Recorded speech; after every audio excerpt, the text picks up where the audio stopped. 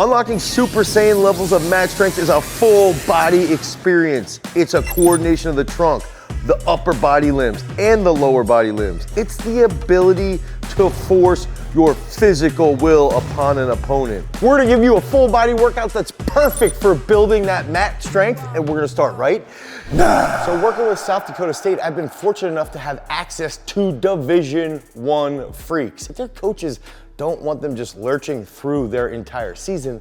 They want them to actually steamroll through that really challenging Big 12 schedule. And we've added in better warm-ups. And that includes a 4-way manual neck work, along with potentially doing some neck harness work where we do really, really high reps before we get into that resistance-based training session. That's gonna wake up their neck, help them be a little bit stronger when they might be getting into a tie-up position, and it's gonna help them be more protective around their brain. Now, the next aspect is we wanna make sure that in an overhead position as a wrestler, that you have good stability, you have good tension, you have good control. And that's where this exercise is gonna come into play to really focus on that upper back. And we wanna have a hip loop right here, okay? So we're gonna have this squeezing, opening up with that upper back, okay? And we can get on a wall here, squeeze that as wide as you can, get into this position, roll, come back through, come down, come back through. And you can do this for like 3 sets of 12 to 17 reps to really wake up that upper back so that when you're in an overhead position, your shoulders are stable and your lats are nice and tense, okay? So we can do this as a really good warm-up. And then this takes us into the next great warm-up, and this is gonna be a little bit higher coordination. Be aware, my left arm is not that coordinated. This is the worst. So if we think about doing external rotations at high speeds, okay? So if I'm here, boom, boom, boom, boom, and I wanna think I'm just rotating from my shoulder. And I can do this nice and coordinated here, okay? Try to wake that up, be more explosive. And as the season goes, you can start to do that with a lacrosse ball. And then as we work through that year, we can do that with a chaos position where you actually loop a band and you do it a little bit more explosively with that heavier plate. So these are some of the key warm-ups. Hit the neck first, then we get into some of the shoulder stuff, and now we're gonna get into some plyometrics. So when we're doing plyometrics, we've gotta think about how we can warm up specifically for an actual session of wrestling, okay? So if I get into a position here and just do a simple drop lunge, and I like to think about doing plyometrics, just like 8 to 10 minutes of plyometrics as primers. Primers to wake up that nervous system and improve that unilateral power output. So we can do a drop lunge here, and I'm just here, boom, drive back up, okay? Here, boom, drive back up, trying to focus on changing the levels explosively. So let's say we do 3 on each side for the drop lunge. Here, boom. Another big aspect that I would recommend is even doing this on a wrestling mat, okay? So now I'm doing a double bounce lunge. If we're on the mat surface, we're gonna learn how to apply force in a short period of time, AKA impulse on a wrestling mat. And I even recommend with those plyos, don't make too much fun of me here, doing things like a cartwheel, okay? So waking up the shoulders even further, trying to get that proprioception even more enhanced and trying to be explosive. I'm almost 40, so bear with me. I'm gonna hit this cartwheel. Hopefully it's not terrible. Here, boom. And you can go back and forth. I can't do this on my right side. You can go back and forth on the mat, hit those like 5 sets of 2 to each side, along with those lunges, along with those drop lunges, the double bounce lunges. So that's gonna take us into the next discussion with that warm-up being done is what even is mat strength?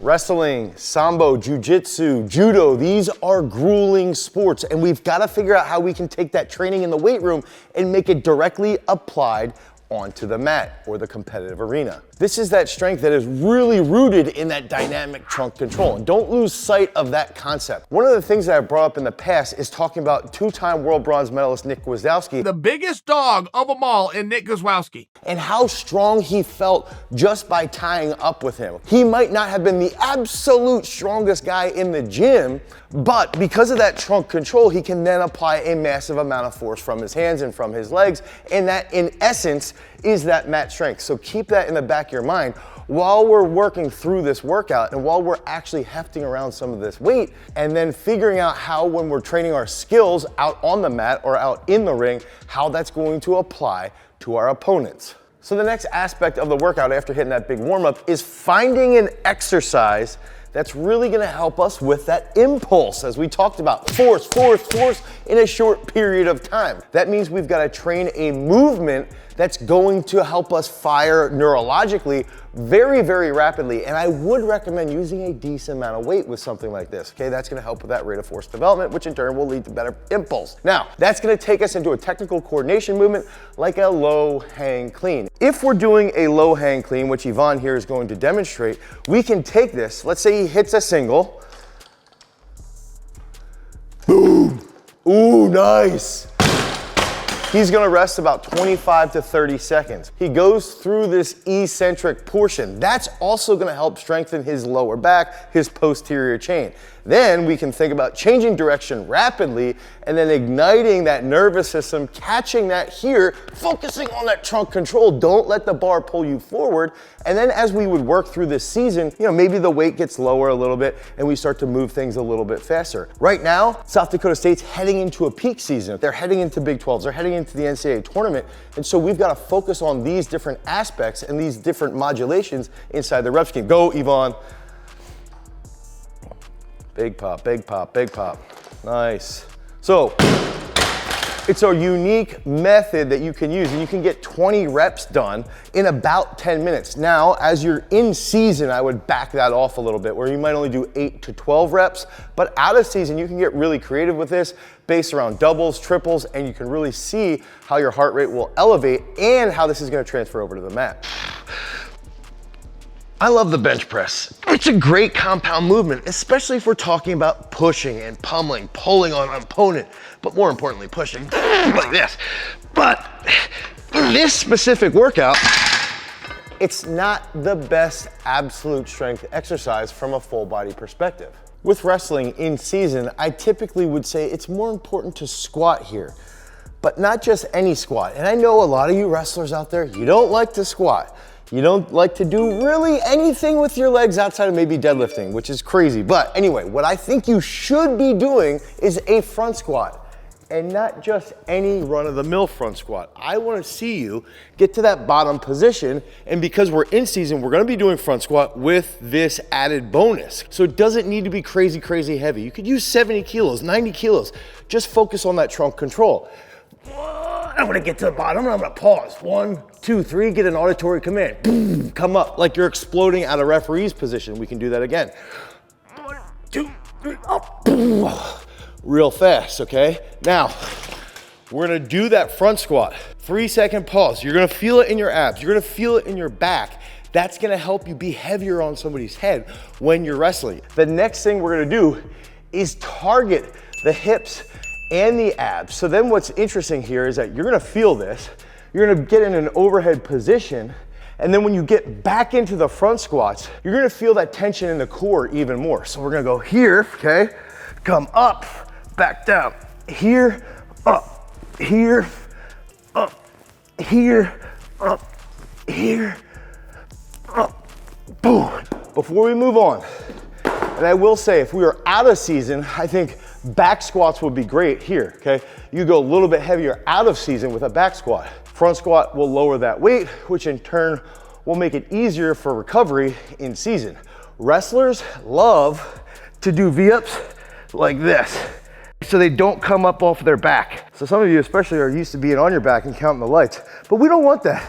We wanna get up on your butt, okay? So get up on the butt here, right here as that hinge point. Keep the lower back off the floor when you're coming up to do that passive plate. A little coaching tip, do that, please. Now we talked about that dynamic trunk control, so we're gonna finish this workout with some upper body work along with increasing that core strength.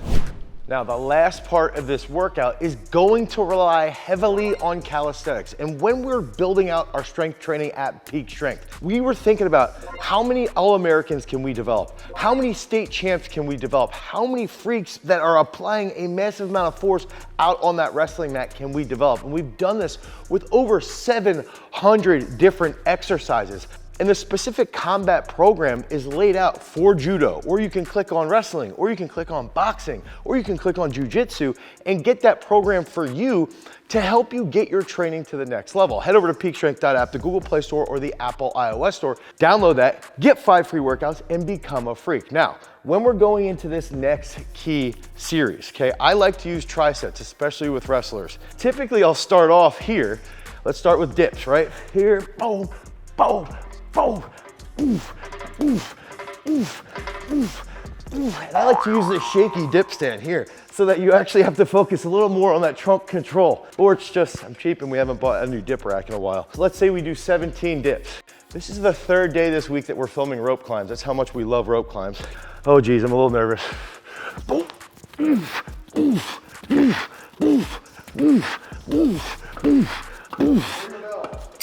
Oh yeah. So you go rope climb, right? Now we finish that off, get down here, boom, boom, boom, boom, boom, boom.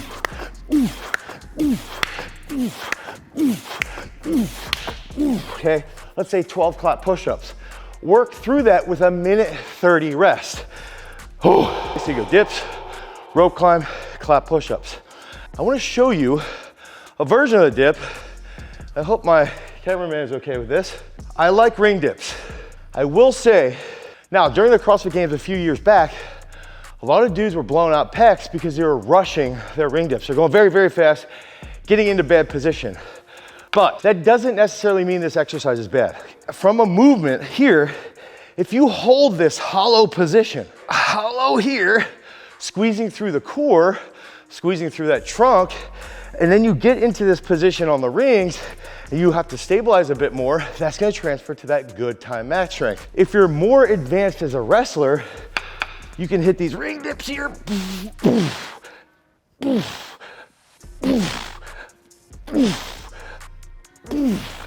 Let's say for 5 to 10 reps, then go back to that rope climb, then you finish with that clap push-up, go through that 4 times, minute 30 rest. That's a great finisher. We've got another tri-set that if you don't have access to this equipment, you can try with another set of equipment.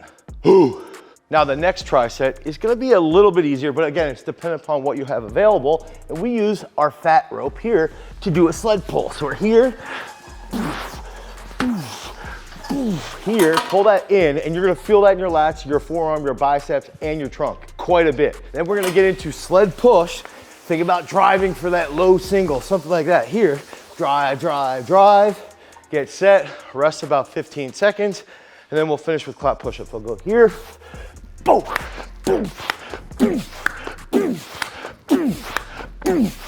It's a similar tricep, but it's a little bit easier because you don't have access to that rope climb. Sled pull, push forward, blow up the quads, think about taking that big shot, then those clap push-ups. Because remember, freaks, if you want to become a champion, you've always got to cultivate your power. Peace.